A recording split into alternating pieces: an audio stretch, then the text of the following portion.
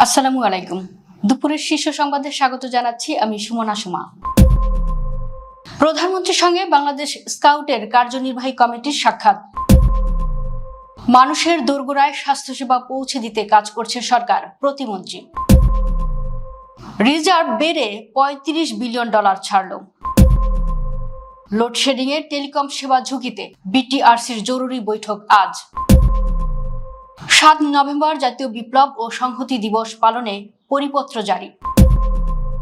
বাংলাদেশ ইথিওপিয়ার অর্থনৈতিক সহযোগিতা জোরদার, নতুন বিনিয়োগ খাতে আগ্রহ। জুলাই থেকে প্রাথমিক শিক্ষার্থীদের পাটের ব্যাগ ও ইউনিফর্ম দেবে সরকার। সরকারি সিদ্ধান্ত ছাড়া বাস ভাড়া বাড়ানো যাবে না, মালিক সমিতির কড়া নির্দেশ। সৌদি আরব পৌঁছেছেন 20,553 হজযাত্রী, একজনের মৃত্যু।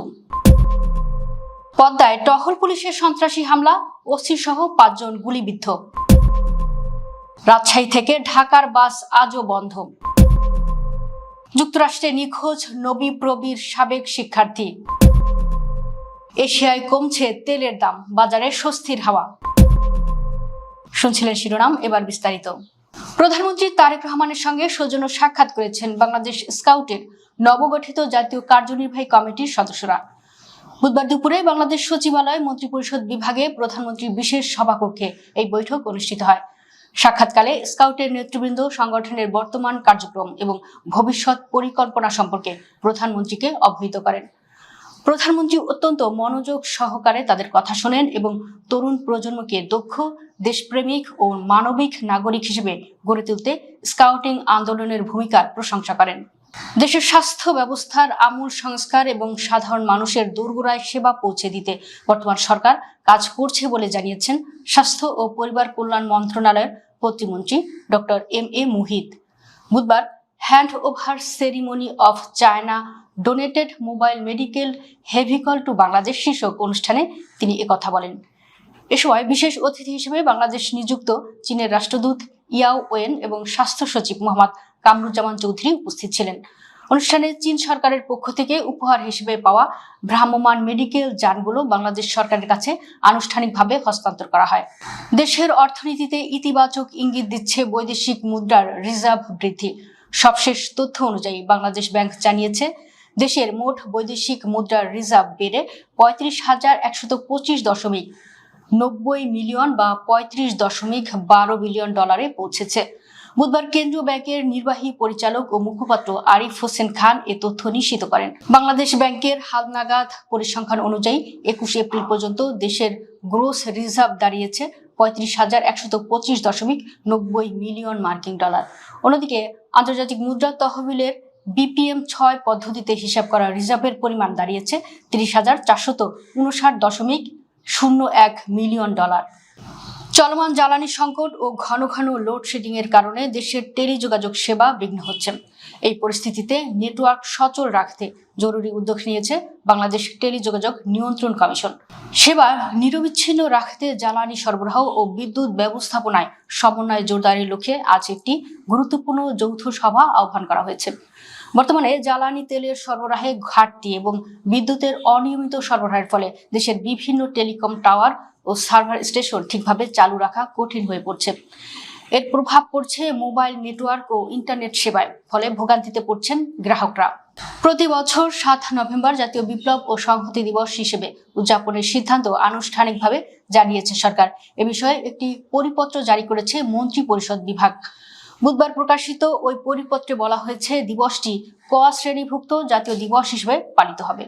সংশ্লিষ্ট সব মন্ত্রণালয়, বিভাগ ও দপ্তরকে যথাযথভাবে দিবসটি উদযাপনের জন্য প্রয়োজনীয় পদক্ষেপ নিতে নির্দেশনা দেওয়া হয়েছে। এদিকে একই পরিপত্রে 6 জুলাই জাতীয় পল্লী উন্নয়ন দিবস হিসেবে পালন করার সিদ্ধান্তর কথাও জানানো হয়েছে। তবে এ দিবসে সরকারি ছুটি থাকবে না। বাংলাদেশ ও ইথিওপিয়া অর্থনৈতিক সহযোগিতা বাড়িয়ে দ্বিপাক্ষিক সম্পর্ককে উচ্চতর পর্যায়ে নেওয়ার বিষয়ে সম্মত হয়েছে।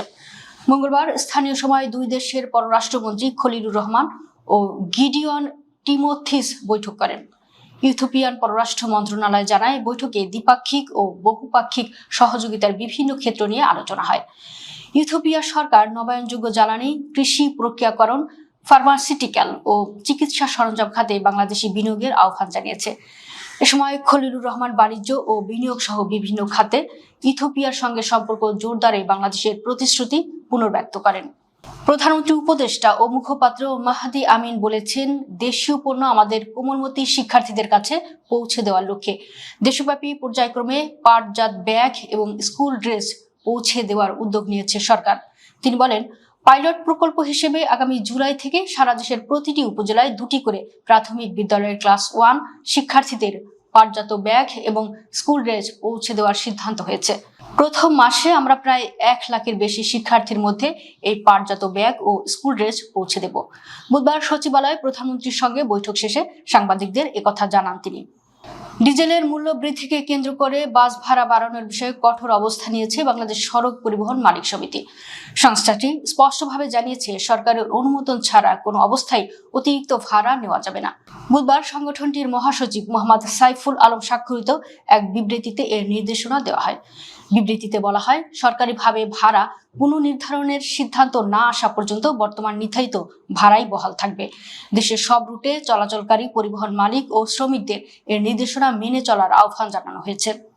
পবিত্র হজ পালনের উদ্দেশ্যে বাংলাদেশ থেকে সৌদি আরবে পৌঁছেছেন 20,553 হজ যাত্রী। সরকারি বেসরকারি মোট 51টি ফ্লাইটে সৌদিতে পৌঁছান তারা। হজে গিয়ে নঈম উদ্দিন মন্ডল নামে একজনের মৃত্যু হয়েছে। বুধবার হজ সম্পর্কিত সবশেষ বুলেটিনে এ তথ্য জানানো হয়েছে।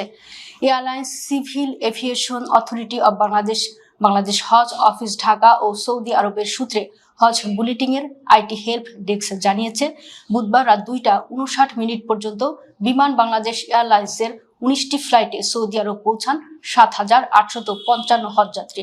সৌদি এয়ারলাইন্সের 18টি ফ্লাইটে 7,015 জন ও ফ্লাইনাস এয়ারলাইন্সের 14টি ফ্লাইটে 5,693 জন হজযাত্রী সৌদি আরব পৌঁছান। তাদের মধ্যে সরকারি ব্যবস্থাপনায় রয়েছেন 2,830 ও বেসরকারি ব্যবস্থাপনায় সৌদি আরব পৌঁছান 17,693 হজযাত্রী। পাবনার ঈশ্বরদী লক্ষ্মীকুণ্ডা নৌফাঁড়ির পুলিশ সদস্যদের উপর অজ্ঞাত সন্ত্রাসীদের হামলার ঘটনা ঘটেছে।